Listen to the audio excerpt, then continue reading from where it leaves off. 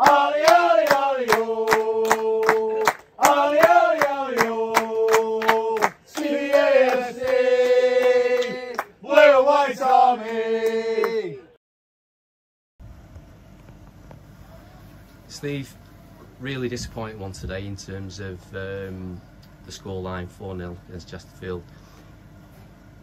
It feels like I should ask what went wrong, but I've got to acknowledge that we're up against a very good side today as well. But what's your assessment?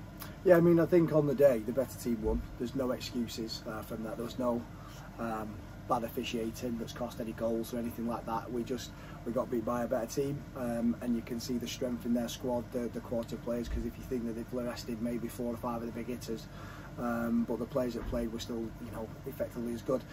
We went to watch them against Wrexham. I had a game plan, and I think if you look at the goals collectively, I mean, the stats will tell you they've not bombarded us. My lads stood up to that test, and I think if you look at the 2 goals in isolation in the first half, one's a cross which we couldn't really stop that one, but they can defend the ball better than we did. It was just a free header. He's just gone and put it in quite unopposed. And the second one, we've not really dealt with it, whether it's the first contact, whether it's the not recovering, and the keeper's held his hand up and said, I thought it was coming through, and then he's not come for it. So if it stays, and that's with 2 minutes to go at half time, and then you look at that and go, my tactics of my team sheet actually were justifiable because they didn't really hurt us. They had 2 shots on target in the first half. And their game plan and what we've seen from them, they love to get through those little gaps. The centre half, the full backs, they have 3 front runners, and they never run through us once. It all went round the sides.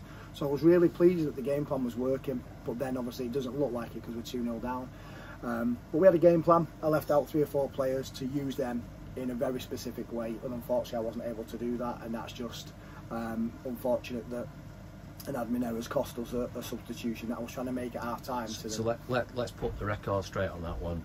We had, I think the people who saw the team sheet, we had Jack Mackay on there, but that didn't go in on the official team sheet.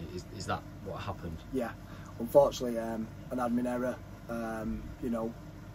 We were trying to make the sub, and then someone's come up and said you're trying to put a sub on that's not on the team sheet, right. And we were trying to make a sub at half time, and all of a sudden we're scurrying around thinking what's going on, and unfortunately it's not come on now.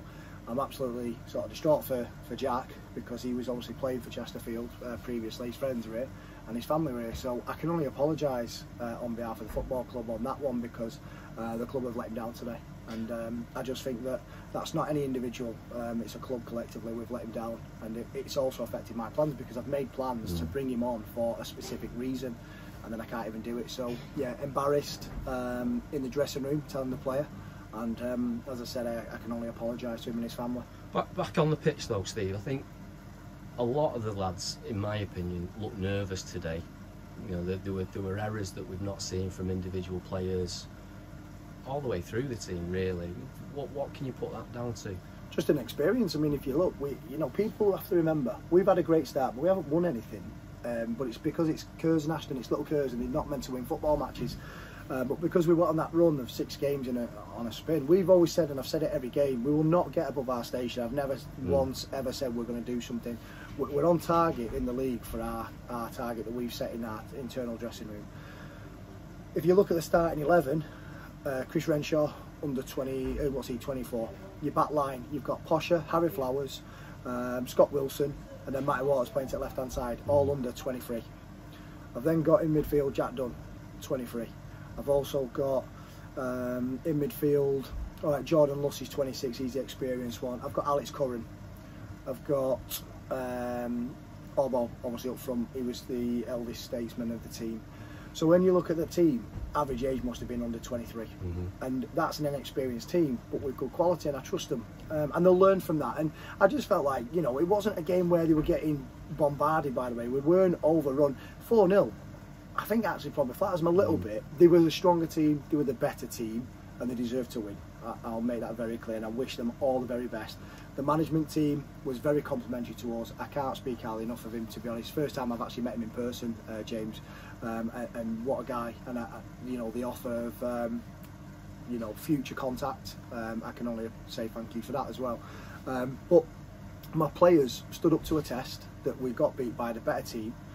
You could see they were physically stronger, quicker, they are a full-time outfit, you know. So we'll hold our hand up. We'll sort of lick our wounds a little bit. Some players didn't perform the way that we wanted them to. My tactics haven't pulled off as much as I wanted them to because of the substitution, not being able to use it. A couple of defensive errors have made it probably look worse than it is. But for large parts of the game, we also had the ball, and you know we tried to hurt them, and we'll bounce back from this one, no doubt about it.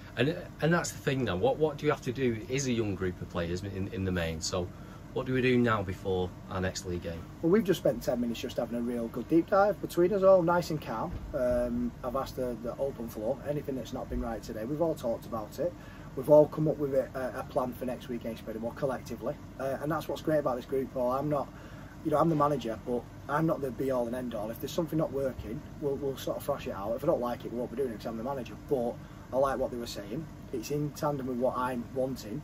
But we'll work on it, and again, it's a growing team, Paul. We've played 10 games in the season, and when you look at where we've come in that short space of time, I'm very lucky to have this group of players. I think we've put the club on the map over the last few months. The results have been superb in the league. We've had 2 fantastic FA Cup games. Unfortunately today we just hit a wall in a very good team, but we won't let this detract what we're doing. And you know, we might go and lose our next 3 or 4 games, but we're still learning. But I'm very confident in this group that it's one game at a time, and next week I'm looking forward to going up to Spennymoor, which is another tough test because they're one of the strongest and best teams in the league. Yeah, and I think that's it. I think if you reflect on the season so far, it's easy to be down after today, isn't it? But we've put in too many good performances to let that distract us, I think, for future games. So I think we'll finish on that. Say thanks again for coming in as ever, and on to Spennymoor next week. Yeah, and just as well, Paul, big thank you to our supporters, because they came out in numbers today, and you know, safe travel to Chesterfield, real good atmosphere from what I could hear and see.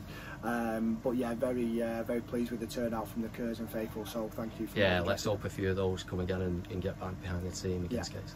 Cheers, Steve.